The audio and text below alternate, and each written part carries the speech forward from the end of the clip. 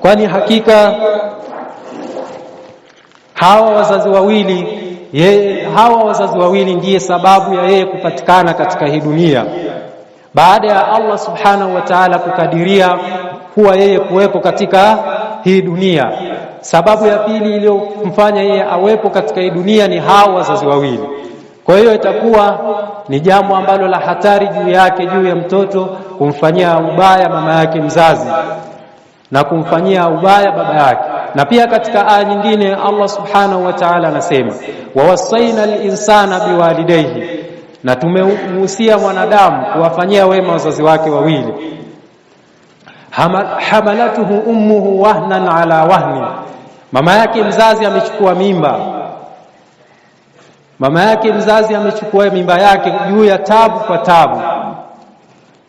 Wafisaluhu fi amain, na kule kumlea kwake mpaka kumwanchisha ziwa ni katika miaka 2. Anishkur li waliwalidayka, Allah anasema nishukuru mimi na pia na wazazi wako pia.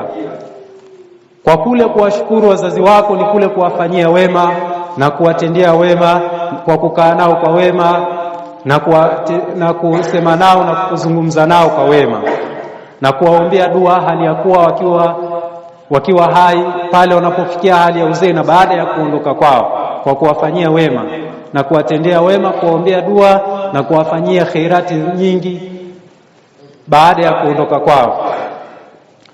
Lakini Allah subhanahu wa ta'ala akasema, ikiwa hawa wazazi wawili watakuamrisha juu ya jambo la kumuasi Allah subhanahu wa ta'ala, hapo huwezi kuwatii wazazi hao wawili.